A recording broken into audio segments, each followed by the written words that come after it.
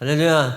부정한 주 말씀 전할 때 성령님께서 함께할 줄 믿습니다. 네, 우리 찬양을 기뻐 받아주신 줄 믿습니다. 네, 이번 주에 그 집회를 했어요. 그래가지고 우리 병건는 목사님하고 이사갈 목사님 오셔가지고 또 집회했는데 은혜를 많이 받았습니다. 네, 역시 능력자들은 뭔가 느낌이 달라요. 막 뭐를 막 대단한 거 보여주고 막 자기 막 능력 있다고 막 자랑하고 이런 게 능력자들이죠. 능력자들인데 제가 생각한 능력자는 저 사람은 하나님을 진짜 사랑하나 보다 라고 생각이 드는 사람이 진짜 능력자예요. 그래가지고 제가 이번 주에는 그래서 그 이전에 오셨을 때는 그냥 자기 옛날 얘기들 좀 하시고 그렇게 하셨거든요. 근데 이번에 오셔가지고는요, 자기 지금 얘기를 하고 계신 거예요. 근데 그 지금 얘기하고 계신 게 은혜를 많이 받았습니다. 그래서 이사갈 목사님은 무슨 선교를 하신대요. 그래가지고 아프리카 그분 누구 국왕 장인어른이라고 그랬더라?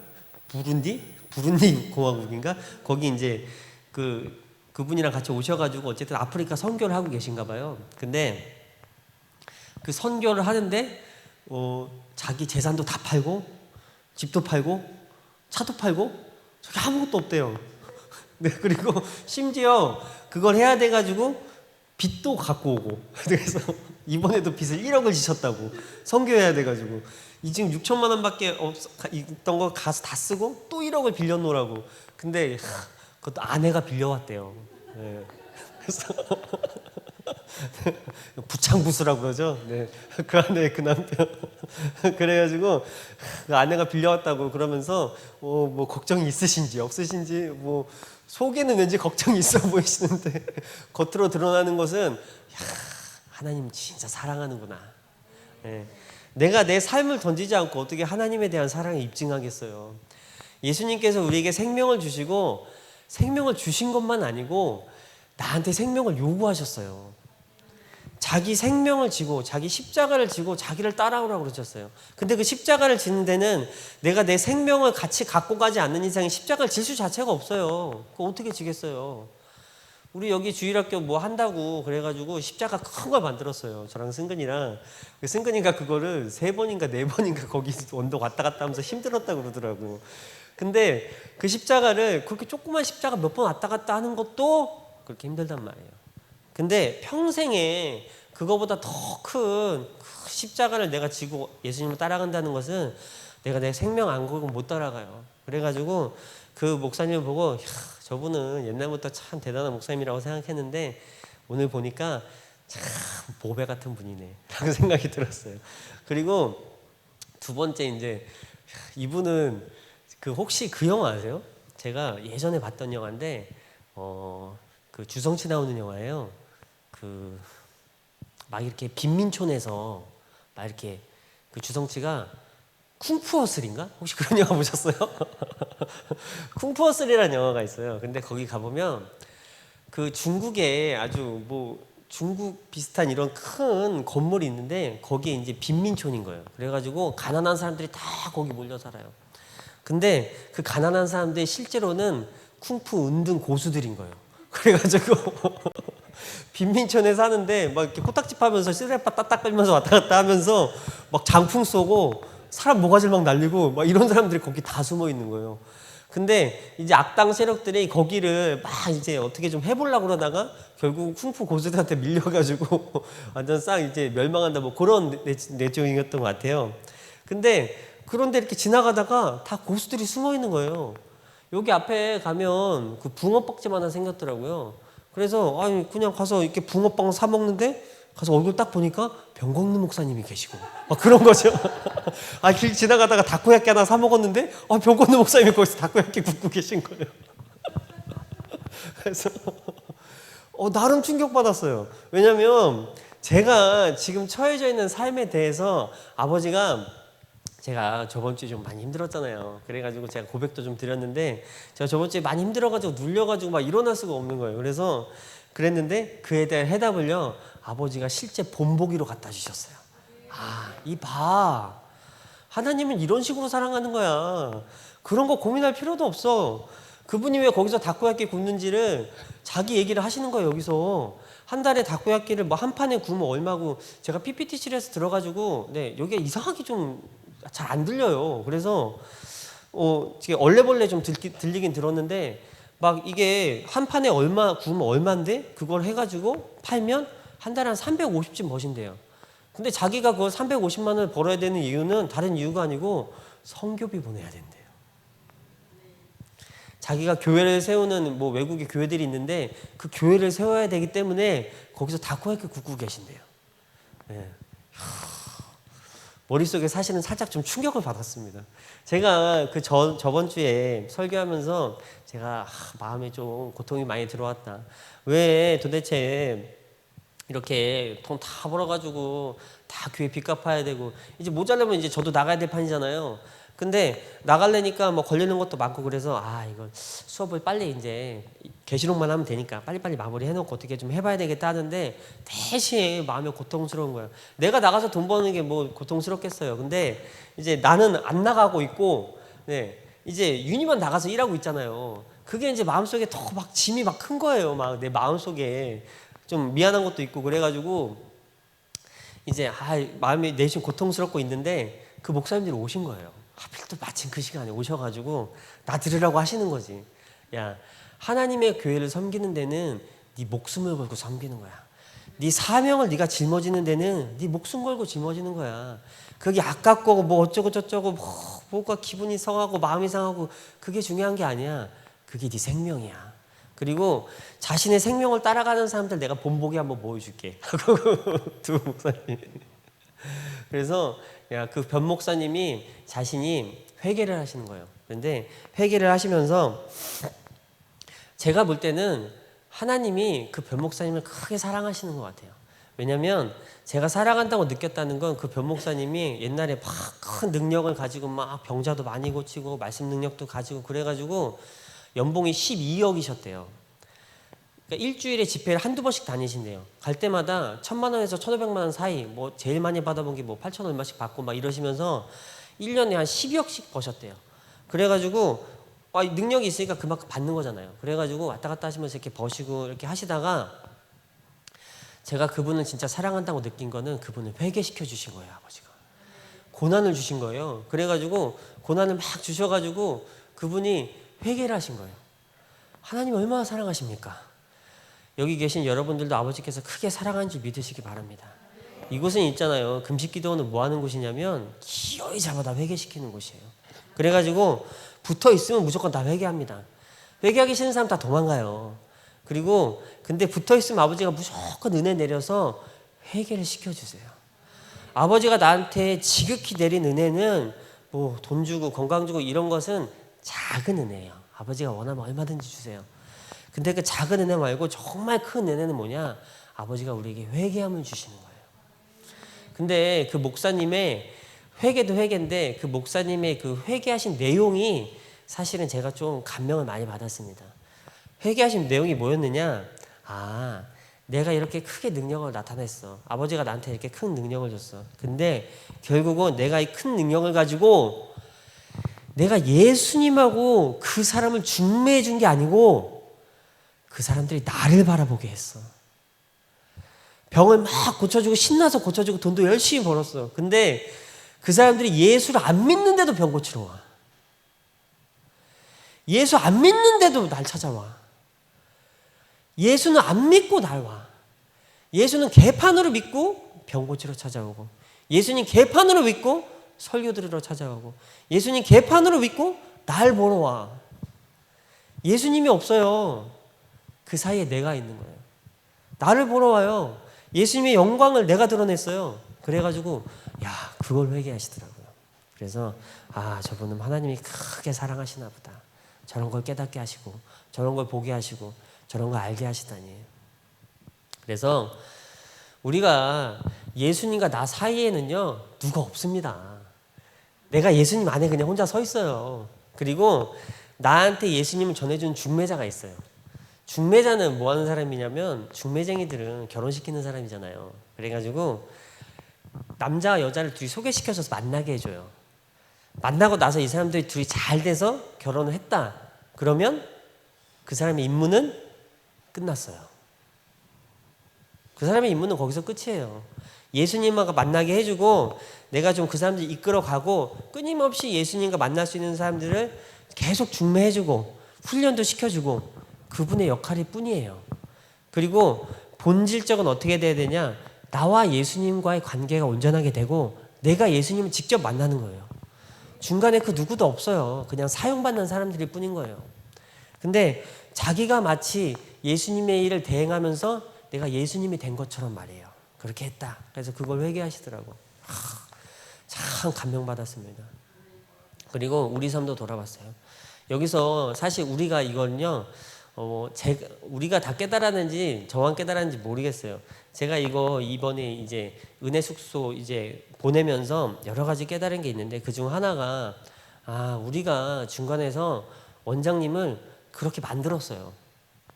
스스로 그렇게 하셨는지 우리가 그렇게 만들었는지 모르겠어요. 상호작용인 것 같아요. 근데 이게 은사를 가지고 하나님 중간에 서 있는 지도자들의 비애면서 고통인지도 모르겠어요. 근데 그것을 중간에서 잘 해낼 수 있는 사람이 있으면 크게 복을 받은 거겠죠.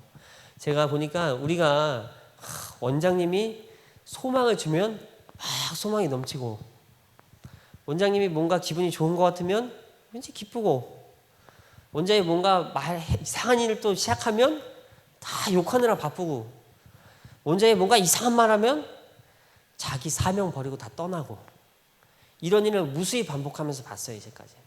그러면서 제가 뭐 한 몇 달 전에 설교를 한번 했던 내용이에요. 우리가 바라보는 게 예수님이 아니었나 봐. 우리 원장님 바라보고 사나 봐.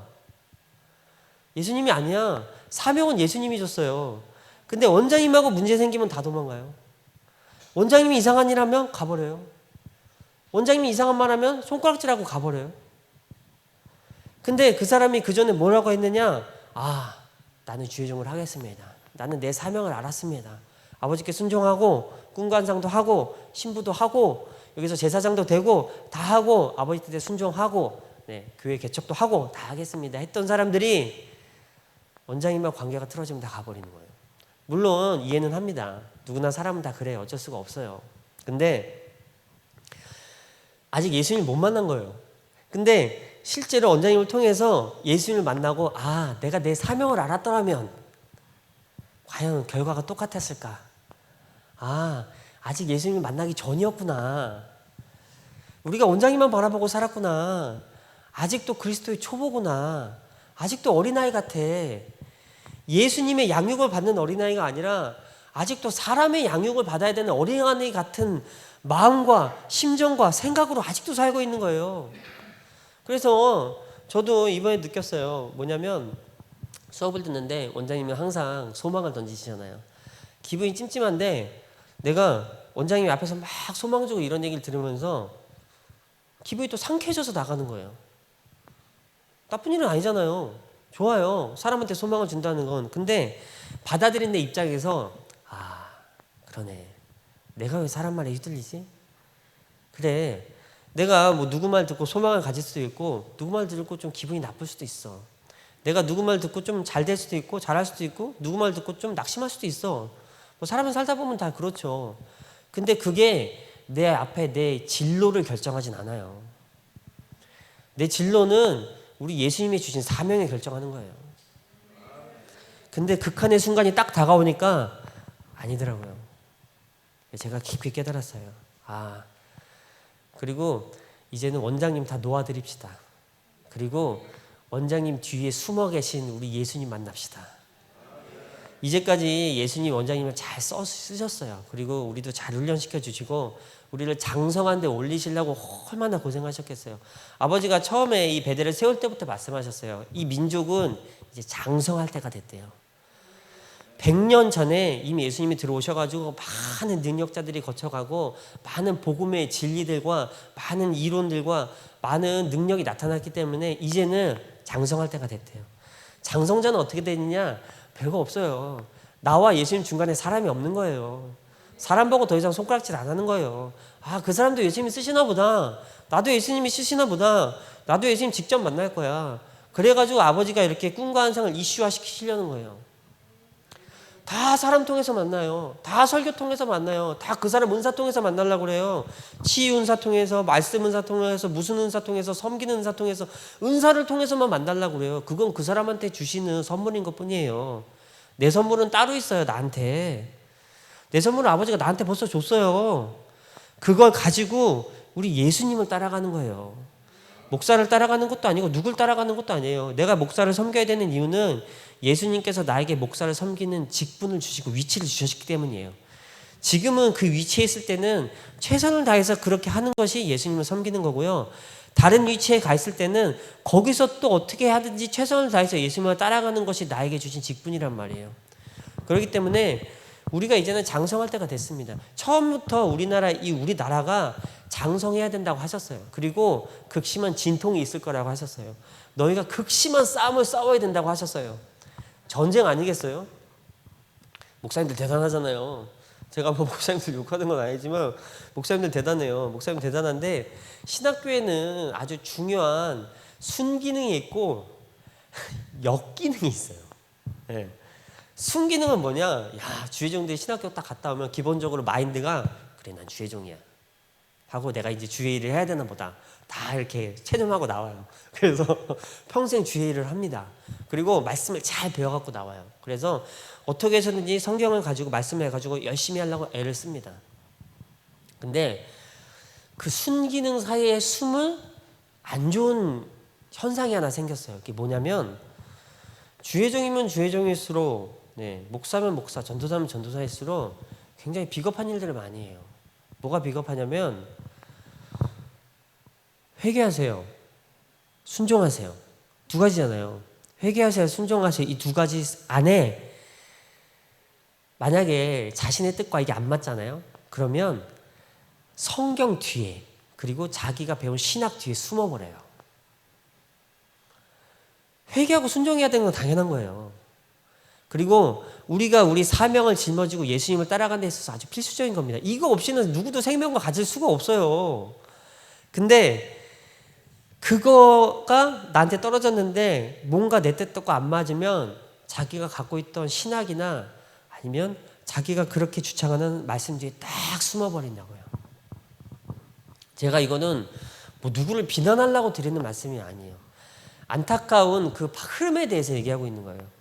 이 말을 듣고 또 어떻게 부정적인 생각 가실지도 모르겠어요. 뭐 그거는 자유니까 어쩔 수가 없습니다. 그러나 이건 확실합니다. 많은 분들을 보고 제가 경험상 깨달은 거예요.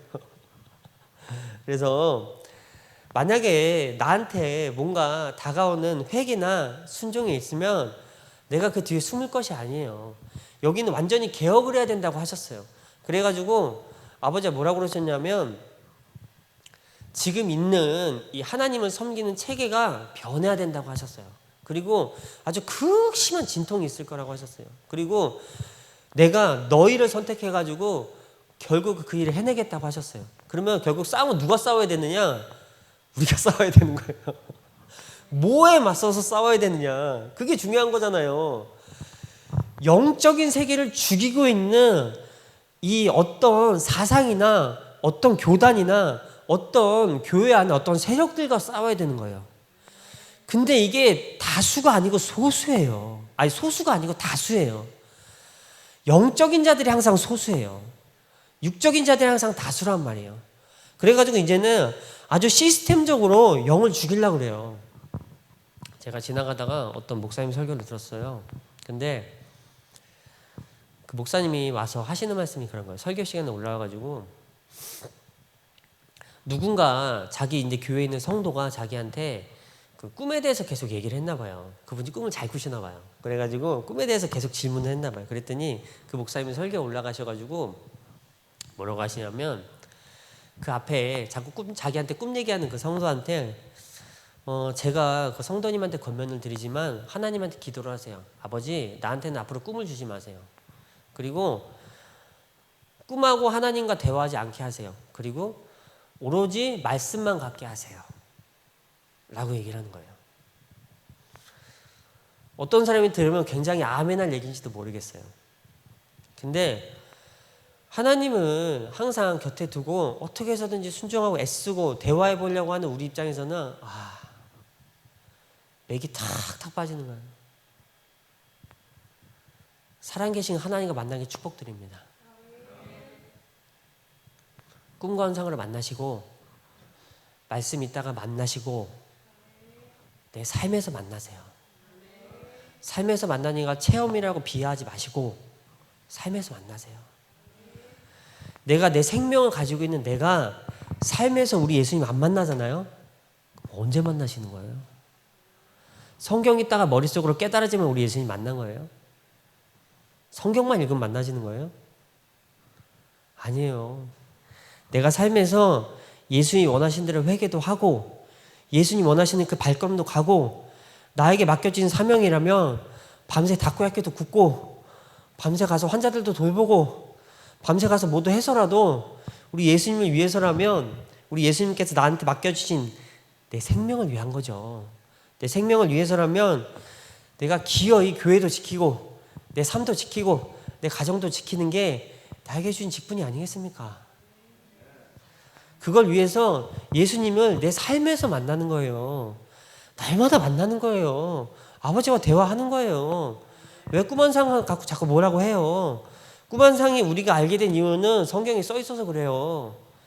선지자들이 지도자들이 많은 주회종과 백성들이 다 꿈환상으로 예수님 만나더라고요. 환상 보고 예수님 쫓아가더라고요. 꿈에 지시 받아가지고 마게도니아 가더라고요. 요한은 꿈만 꿔가지고 계시록을 썼더라고요. 그래서 그 하나님이 지금도 살아계세요. 그리고 이 말씀은 증언하는 책이에요. 누구에 대해서 증언하느냐? 우리 예수님에 대해서 증언하세요. 그래서 이 말씀을 가지고 증언을 받잖아요. 그리고 이 말씀을 가지고 우리 예수님과 열심히 대화하는 거예요. 우리 예수님은, 우리 아버지는 영이세요. 그래가지고 영이신 하나님과는 말이 잘 안 돼요. 그리고 영이신 하나님과는 영으로 대화하는 거예요. 그래서 아버지가 우리에게 딱 꿈을 주세요. 그리고 우리는 아버지께 기도를 올려드려요. 그리고 우리 아버지가 기도를 들으시고 또 딱 꿈을 주세요. 아버지가 사랑하시는 자들이 있어요. 그래서 그거를 이렇게 매끄럽게 해낼 수 있으면 내가 오늘 살아가는 데 있어서 내 길을 알 수가 없는 거예요. 근데 내 길을 아버지가 매끄럽게 대화로 얘기해서 야 이렇게 해 할 수 있으면 그가에게 구원이 있는 거예요. 그가 성공하는 거예요. 그가 구출함을 받는 거예요. 다른 길이 없습니다. 우리 아버지를 말씀을 가지고 끊임없이 대화해서 아버지가 원하는 방향으로 쫓아가는 거예요. 신학을 쫓아가는 것도 아니고 어떤 사상을 쫓아가는 것도 아니고 이론을 쫓아가는 것도 아니에요. 살아계신 우리 예수님 쫓아가는 거예요. 말씀이신 우리 예수님 쫓아가는 거예요. 성경책 쫓아가는 거 아니에요. 성경을 가지고 우리 말씀이신 예수님 쫓아가는 거예요. 성령님께 인도함을 받지 않으면 쫓아갈 수가 없어요. 서로 연구하고 서로 회의하고 언제까지 연구하고 언제까지 회의해서 얼마나 쫓아갈 건데요. 사람 머리로 연구하고 회의하면은 딱 한계가 있어요. 자기 머리만큼, 자기가 기존에 있는 거 배운 만큼. 근데 우리 하나님은요, 테두리가 없어요.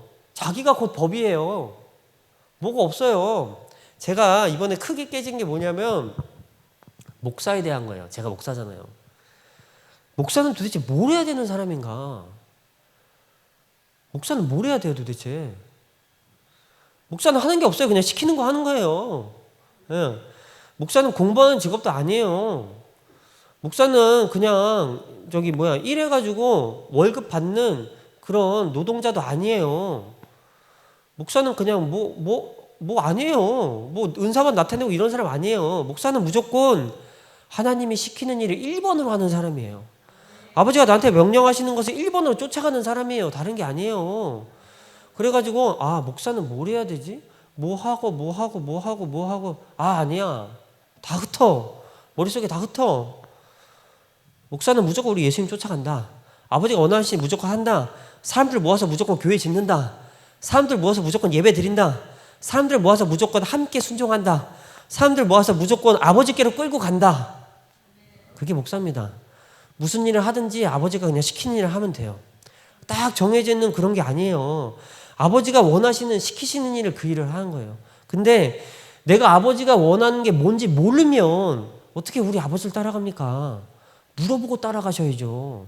아버지가 원하는 뜻은 알고 따라가셔야죠. 성경 읽다가 내가 원하는 꽂히는 말씀 따라가는 거 말고 성경 읽으면서 이 말씀을 가지고 아버지가 원하는 걸 쫓아가셔야죠. 아버지가 나한테 원하시는 게 있을 거 아니에요. 그게 대화가 얼마나 중요합니까? 오늘 모세를 한번 보세요. 모세는 하나님을 대면하여 알던 자예요. 하나님을 어떻게 대면하여서 봤냐? 이스라엘 백성들이 모세가 10계명의 두 돌판과 10계명과 율법을 받으려고 시내산에 올라갔어요. 그래가지고 거기 한 40일 있었거든요. 그랬더니 모세가 안 내려오니까 사람들이 불안한 거예요. 그래가지고 아론을 찾아갔어요. 백성들이. 아론한테 가서 뭐라고 그랬느냐? 우리를 여기까지 이끌어낸 사람은 어떻게 되는지 알 길이 없어. 그러니까 앞으로 우리를 인도해낼 신을 만들어내라, 이렇게 얘기한 거예요.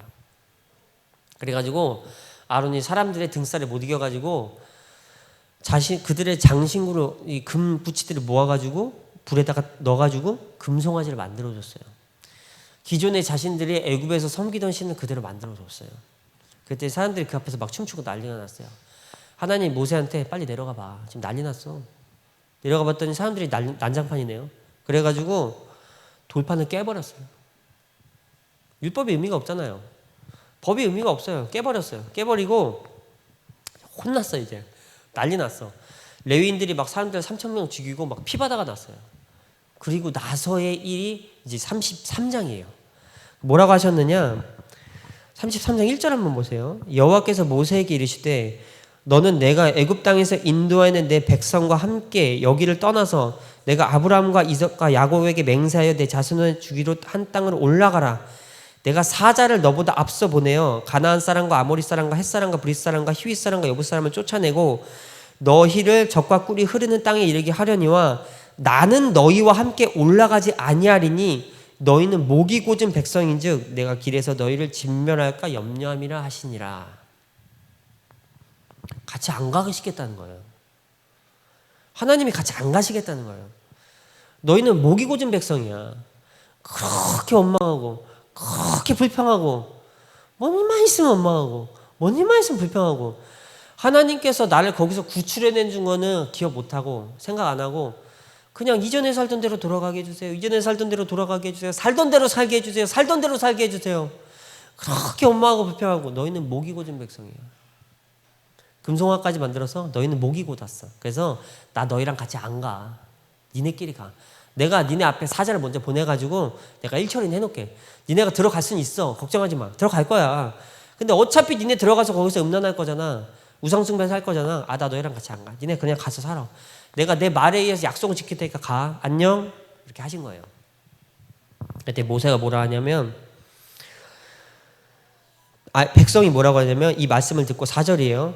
백성이 이 준엄한 말씀을 듣고 슬퍼하여 한 사람도 자기 몸을 단장하지 아니하니 여호와께서 모세에게 이르시기를 이스라엘 자손에게 이르라 너희는 목이 고진 백성인즉 내가 한순간이라도 너희 가운데 이르면 너희를 진멸하니니 너희 장신구를 떼어내라 그리하면 내가 너희에게 어떻게 할지를 정하겠노라 하셨습니다. 그래서 이스라엘 백성들이 자신들의 장신구를 다 떼냈습니다. 아버지가요 말이 바뀌신 거예요. 하나님이 말이 바뀌세요. 하나님이 한번 하겠다 하면 막 해버리면 살아남을 사람이 아무도 없어요. 하나님이 말이 바뀌세요. 야, 나 니네랑 같이 안 가. 니네끼리 가. 그랬는데 백성들이 그 말을 듣고 아버지 어떡해요 살려주세요 하고 막 애통한 거예요. 그때 아버지께서 그 모습을 보시고 야, 한번 생각해 볼게. 니네가 장신구를 떼. 그러면 내가 어떻게 할지 생각해보고 결정할게. 라고 말씀하신 거예요. 생각이 바뀌세요. 얼마든지 대화가 가능해요. 얼마든지 쇼부가 가능해요. 쇼부라고 해서 죄송해요. 딜이 돼요, 딜. 아버지, 죄송해요. 옛날에 아합이라는 사람이 있었잖아요. 아합이 어땠냐면 막 별짓을 다 했어요. 근데 아버지가 저 아합 죽여버리겠다. 그렇게 말했단 말이에요. 그랬더니 아합이 그 얘기를 듣고 금식하고 겸허하고 막 띠뛰고 막 그랬단 말이야. 그랬더니 야, 내 종 아합이 겸손한 걸 겸허한 걸 보냐? 내가 그 징계를 아합 때가 아니고 그 다음 때에 내려줄게. 이렇게 말씀하신 거예요. 아, 우리 아버지랑 대화가 되네. 우리 아버지랑 말이 돼. 우리 아버지가 막 그렇게 한다고 백성들한테 얼마나 화가 나셨겠어요. 너희는 목이 고진 백성에서 내가 만나기만 하면 내가 너희를 죽일 것 같거든. 그러니까 내 눈에 띄지 마. 그랬는데 백성들이 막 죄송하다고 잘못했다고 그러는 거예요. 그랬더니 아버지 마음이 누러지셨어요. 그래가지고 야, 우리 한번 생각해 볼게. 뭐라고 하셨느냐? 그 다음 말처럼 한번 보세요. 그 다음에 이제 7절부터 11절까지 무슨 내용이냐면 회막을 지은 거예요. 밖에다가 진이 있어요. 이스라엘 진영이 있을 거 아니에요. 그 밖에다가 회막을 하나 지었어요. 그래가지고 모세가 거기서 하나님과 대면해서 만났어요. 그리고 백성들이 밖에서 막 예배를 하고 있는 거예요. 모세가 하나님 그 회막에 들어가서 하나님 만나기만 할 때면 백성들이 그 문 앞에 서가지고 다 예배를 드리고 있는 거예요. 그게 이제 그 다음 말씀이에요. 그리고 나서 하나님과 대화가 이어집니다. 12절 한번 보세요. 모세가 여호와께 아뢰되 보시옵소서 주께서 내게 이 백성을 인도하여 올라가라 하시면서 나와 함께 보낼 자를 내게 지시하지 아니하시나이다. 그랬더니 14절에 여호와께서 이르시되 내가 친히 가리라. 내가 너희를 쉬게 하리라. 아버지가 같이 가신대요. 하나님 이상하죠? 안 간다고 그랬다가 같이 가신대요.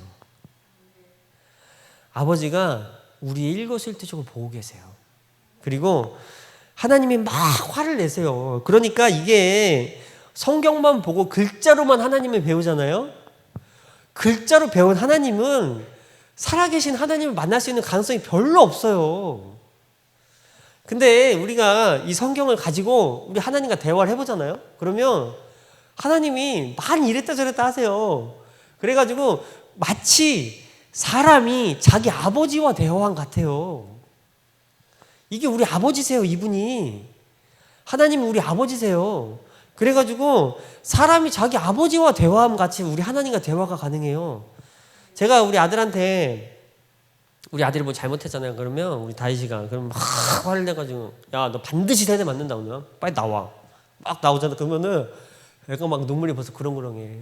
그리고 딱 나가서 세대 맞자. 아빠 잘못했어요. 제가 다음부터 안 하도록 노력을 해볼게요. 그러잖아요. 그 마음이 쑥 내려가. 그래가지고 너 오늘 반드시 세대 맞기로 한 것을요. 갑자기 다독다독거려요 저렇게. 그래 괜찮다 하고 다독다독거리고 가고 내가 또 미안해 방에 가면 내가 막 화냈거든요. 그래가지고 지갑에서 이제 10,000원짜리 하나 꺼내다 갖다 줘요. 야, 내 아빠가 나한테서 미안해. 야, 이렇게 손해보는 장사가 어딨어. 잘못은 분명 지가 했거든. 근데 내가 막 지한테 화냈다는 이유로 내가 달래주기도 하고 내가 돈도 줘야 되고 근데 결국 뭐냐 걔가 뉘우쳤어요. 그 뉘우치는 모습이 얼마나 이쁜지 몰라요. 우리가 애들 키워보면 알잖아요. 아빠 잘못했어요. 이 말 들으면 부모가 얼마나 기쁜지 몰라요. 아우 죄송해요. 실수할 수도 있지 뭘 그래요. 실수했을 때 가장 어리석게 대처하는 사람이 뭐냐. 또 두 가지 유형이 있는데 하나는 뭐 그럴 수도 있지 막 승질내는 사람이에요. 지가 실수해놓고 왜 승질을 해. 두 번째 유형은 뭐냐. 내가 그런 거 아니에요. 제가 그랬어요. 사람도 하나님도 이런 말을요 가장 노여워한다는 걸 제가 깨달았습니다. 하나님한테도 변명하지 말고 화내지 마세요. 사람한테도 변명하지 말고 화내지 마세요. 죄송해요. 끝나요. 아니 웬만하면 다 끝나요. 아니 웬만한 사람 아니고서는 진짜 나쁜 사람들 있더라고. 그래가지고 기어이 내가 너를 나한테 잘못했으니까 내가 기어이 복수하겠다 이런 사람도 있더라고. 근데 그렇게 생각보다 많지 않아요. 대부분의 사람들은 정말 죄송해요 라고 말하면 뭐 좀 기분 나쁘게 떡다름하지만 그냥 대부분 넘어가요. 근데 쟤 때문에 그랬는데요? 알았어. 그때부터 이제 복수심 발동하고 뭐 그럴 수도 있지 뭐. 알았어 한번 두고 보자. 이렇게 되는 거예요. 사람이나 하나님이나 마찬가지예요. 우리가 사람이 이런 속성을 갖고 있는 것은 우리가 하나님이 따라서 창조됐기 때문에 그래요. 아버지도 구약의 백성들한테 하시는 거 보니까 막 잘못해요. 또 죽여버린다. 죄송해요. 잘못했어요. 그러면 한번 생각해 볼게. 지금 딱 이 장면인 거예요. 그래서 뭐라고 하셨느냐? 아버지가 모세에 대해 17절 한번 보세요. 이제 오늘 말씀이에요. 여호와께서 모세에게 이르시되 내가 말하는 이 일도 하리니 너는 내 목전에서 은총을 입었고 내가 이름으로도 너를 알미라. 모세가 말하는 이 일도 아버지께서 하시겠다고 한 일은 뭐냐? 이런 거예요. 그 16절인데 15절 주께서 친히 가지 아니하시려거든 우리를 이곳에 올려보내지 마옵소서. 나와 백성이 주의 목전에서 은총을 입은 줄을 무엇으로 알리까? 라고 요청을 한 거예요. 어떻게 우리가 하나님의 은총을 입었는지 알 수 있겠어요? 라고 알았더니 내가 이 일도 해줄게. 어떻게 할 거냐? 이렇게 하신대요. 내가 19절에 내가 내 모든 선한 것을 내 앞으로 지나가게 하고 여호와의 이름을 내 앞에 선포하리니 나는 은혜 베풀 자에게 은혜를 베풀고 긍휼히 여길 자에게 긍휼을 베푸느니라. 내가 내 얼굴을 보지 못하리니 나를 보고 살 자가 없음이라. 보라 내 곁에 한 장소가 있으니 너는 그 반석 위에 서라. 내 영광이 지나갈 때에 내가 너를 반석 틈에 두고 내가 지나가도록 내 손을 너로 덮었다가 손을 거두리니 내가 내 등은 볼 것이요 얼굴은 보지 못하리라. 아무도 하나님의 얼굴을 보고 살 수가 없는 거예요. 아무도 하나님의 얼굴을 못 봐요. 모세가 등을 봤어요. 어떻게 봤느냐? 야, 요 바위가 있거든. 너 그 바위 사이에 서 있어. 내가 이렇게 지나가면 얼굴이 보이잖아요. 이렇게 와서 이렇게 지나가면 얼굴이 보이잖아요. 그래가지고 내가 이렇게 지나갈 동안에는 너한테 이렇게 손으로 가려줄게. 안 보이게. 그러다가 싹 지나간 다음에 열어줄게. 그러면 네가 내 뒷모습은 볼 수 있어. 놀라운 영광 아닙니까? 하나님을 본 사람이 있어요. 모세가 봤어요. 얼굴은 못 봤는데 등을 봤어요. 그래가지고 아버지가 모세의 말씀에 응답하셔가지고 이렇게 하시고 실제로 34장에서 나타나셔가지고 하나님께서 모세에게 나타나셔서 선포를 하세요. 여호와로다 여호와로다 인자와 진실이 많은 하나님이다 라고 실제로 나타나셔서 그대로 약속을 지키십니다. 우리가 하나님과 대화가 돼요. 하나님과 말이 돼요. 하나님의 영광이 나타납니다. 그래가지고 사람들이 그래요. 뭐 유명세가 중요하고 뭐 권세가 중요한 거 다 맞아요. 권세도 필요하고 유명세도 필요합니다. 그러나 아버지가 지극히 사랑하시는 사람이 있어요. 근데 하나님은요 지극히 사랑하는 그 사람의 말을 들으세요. 이것만큼 놀라운 일이 어디 있어요. 하나님께서 사랑하시는 자의 말을 들으시고 세상을 움직이세요. 지구도 움직이세요. 우주도 움직이세요. 태양도 물러가게 하세요. 별자리도 움직이세요. 하나님께서 지극히 사랑하시는 사람의 말씀을 듣고 움직이시는 거예요. 그래가지고 그 사람이 하나님께 했던 많은 일들을 하나님께서 알고 계시고 그 사람에 대해서 아주 예민하게 반응하고 계신 거예요. 그런 하나님이 우리 곁에 살아계세요. 나와 여러분 곁에 살아계세요. 그래서 우리가 아버지 말씀에 오늘 말씀 뭐라고 그랬냐면 내가 긍휼히 여길 자를 은혜 베풀 자에게 은혜 베푸고 내가 긍휼히 여길 자에게 긍휼히 여긴다 이렇게 말씀하셨습니다. 내가 볼 때는 내 처지가 굉장히 불만스러워요. 그리고 내 처지가 뭔가 못 믿어요. 못 믿어요. 내 성이 안 차요. 그리고 뭔가 나한테 자꾸 고통스러운 일만 있고 나한테 굉장히 막 어려운 일만 자꾸 생겨요. 근데 이럴 때 자꾸 내 처지를 비관하고 나한테 자꾸 불평을 하는 것은요 굉장히 교만한 거예요. 아버지 오늘 하신 말씀과 똑같아요. 내가 은혜 내릴 자에게 은혜 내리고 내가 긍휼 베풀 자에게 긍휼 베풀어. 내가 권세를 줄 자에게 주고 권세를 안 줄 자에게 안 줘. 내가 재물을 줄 자에게 주고 내가 재물을 안 줄 자에게 안 줘. 내가 이 사람을 높게 세울 사람을 높게 세우고 내가 낮게 낮출 사람을 낮게 낮춰. 그건 누구의 주권이냐? 우리 하나님의 주권입니다. 우리 아버지한테 달려있어요. 절대 내가 그 위치에 있을 사람이라고 생각하는 것은 내 착각이에요. 나는 그 위치에 있을 사람이 아니에요. 나는 아버지가 주신 그 위치에서 최선을 다해서 우리 예수님을 쫓아가는 사람이에요. 나는 반드시 이래야 되는데, 나는 반드시 이래야 되는데, 나는 이렇게 살아야 되는데, 나는 이 위치에 있어야 된다고 얘기하는 것은 내가 나를 모르는 거죠. 제가 이 근래 깨달은 게 있어요. 내가 불평했던 많은 것들 있잖아요. 알고 돌아봤더니 사실은 우리 아버지의 큰 은혜와 능력이 나한테 있었어요. 내가 자꾸 왜 이렇게 돈을 적게 주세요? 왜 이렇게 돈을 안 주세요?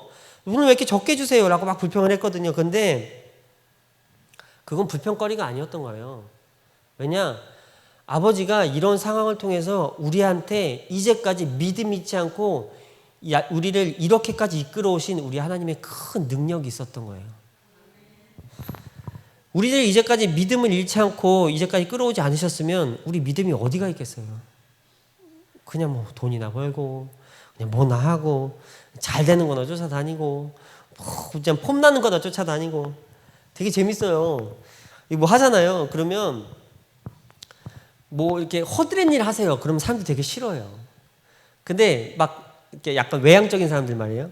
허드렛 일 하세요. 이런 거 싫어해요. 근데 뭐 앞에 나가서 뭐 좋은 일 있잖아요. 뭐 찬양하세요. 뭐 이렇게 그러니까 외향적인 사람들 얘기해요. 뭐 찬양하는 거 다 좋아하는 건 아니고 뭐 설교하는 거 다 좋아하는 건 아닌데 사람들 앞에 드러나 보이는 일을 하세요. 그러면 되게 좋아하는 사람도 있고 그런 사람들한테 뭐 허드렛 일 하세요. 그러면 되게 화내고 막 그런 사람들 많아요. 사람들은 다 자기가 좋아하는 걸 좋아하길 원해요. 그 위치에 내가 있어야 된다고 생각을 해요. 근데 아니에요. 아버지가 나한테 내려주신 긍휼은 그 사람한테 딱 맞게 주십니다. 그래서 고난도 주시고 행복도 주시는 거예요. 그래서 내가 할 것은 불평이 아니고 내가 할 것은 감사한 거예요. 아버지 감사합니다. 나한테 딱 맞는 위치를 주셨네요. 내가 이렇게 경제적 어려움을 겪지 않았으면 내가 우리 예수님 만났겠어요? 변 목사님한테 그렇게 극심한 어려움 주지 않았으면 변 목사님이 다코야끼 구웠겠어요? 변 목사님 회개하셨겠어요? 능력자 회개하겠어요? 고난이 내게 유익이네. 세상에서나 우리 예수님 믿는 사람이나 똑같이 고난을 당해요. 어차피 고난은 당해요. 근데 세상에서 당하는 고난은 이런 거예요. 그냥 웃고 살아도 한 세월인데 거기다 그냥 고난 당하고 죽어가고 있는 거예요. 어차피 한 세월이에요. 주어진 시간이 70년, 80년인데 웃고 살아도 한 세월. 고난 당하도 한 세월. 그렇죠? 근데 그냥 그 똑같은 주어진 그 70년, 80년 동안 웃고 살아도 될 건데 그냥 힘들게 살아요. 그리고 죽어요. 근데 하나님 예수님 안에서 우리 고난은 뭐냐? 똑같이 고난 당해요. 웃고 살면 좋은데 웃고 못 살 날이 훨씬 많아요. 근데 예수님 안에서 당하는 고난은 반드시 회개와 용서를 이룹니다. 이게 하나님 뜻대로 하는 고난이라고 고린도후서 7장에 써 있어요. 차이가 없어요. 세상 사람들하고 내가 당하는 고난의 차이가 없다고요. 근데 오로지 차이 이거 하나밖에 없어요. 나한테 있는 게 아니에요. 예수님이 나와 함께 하시느냐 없느냐 이 차이밖에 없어요. 예수님이 나와 함께 하시고 내가 고난을 당하면 회개를 일궈내 주세요. 근데 예수님 함께 안 하시고 고난을 당하면 더 사망으로 들어가 버려요. 이게 큰 은혜가 아니고 뭐겠습니까? 네. 부자 되세요. 네. 그리고 하나님 앞에 건강함 받으세요. 그리고 가정을 화평함 받으기 축복드립니다. 그러는데 이러기 위해서 먼저 해야 될 게 있어요. 아버지 앞에 내 전심 회개를 올려드리세요. 아버지, 내가 잘못한 것들을 고하세요. 그리고 내 위치에서 자꾸 불평하지 마세요. 어차피 내 십자가 내 거예요. 원장님 거 아니에요. 원장님 거라고 생각했던 분들은 이제까지 마음을 고쳐 먹으세요. 네. 원장님 십자가 아니에요. 나한테 주신 십자가예요. 나한테 주신 생명, 나한테 주신 십자가예요. 이 십자가와 이 생명은 결국 내 거예요. 내가 갖고 가야 되는 거예요. 그래가지고 내 사명을 내가 일구는 거예요. 그 사명 일구는 데 안에서 나한테 원망 불평이 무슨 소용이 있겠습니까? 네. 회개하게 하시고 나를 그 위치에서 은혜 줄 자에게 은혜 베푸시고 긍휼 베풀 자에게 긍휼 베푸시고 내 위치가 아버지 볼 때는 딱 적절한 거예요. 나한테 생명을 주기 위해서는 내 위치가 나한테 딱 적절해요. 내가 지금 가난한가? 내가 아버지 앞에 생명을 얻기 위해서는 지금 이 가난이 나한테 딱 적절한 거예요. 내가 지금 아픈가? 내가 생명을 얻기 위해서는 나의 이 아픔이 나한테 지금 딱 적절한 거예요. 내가 지금 과정에 곤란함을 당했는가? 내 가정의 곤란함이 나한테 생명을 얻기 위해서는 나한테 딱 적절한 거예요. 왜? 나 회개할 거니까. 내가 고난 당하고 이거를 통해서 내가 회개할 거니까. 회개하고 우리 아버지 생명 얻을 거니까. 나한테 딱 적절하게 하시는 겁니다. 이걸 통해서 회개해낼 수 있는 자는요, 아버지의 큰 영광 봅니다. 그러나 이걸 통해서 회개하는 것이 아니고 낙심하고 원망하고 불평하면 여전한 그 삶에서 빠져나오지 못합니다. 우리 아버지의 충만한 은혜가 우리한테 있길 소망합니다. 회개하시고 큰 은혜 받고 큰 치유 받고 큰 고침 받고 아버지의 영광이 우리 삶에 나타나고 우리 삶의 영광을 보고 많은 사람들이 내가 아니고 우리 하나님께 영광 돌릴 수 있는 저희 여러분 되시기를 축복드립니다. 저희 다 같이 그렇게 해달라고 주여 한번 부르고 통성으로 잠시 기도하도록 하겠습니다. 주여! 하나님 감사합니다. 오늘도 거룩한 은혜를 주신 하나님 감사드립니다. 아버지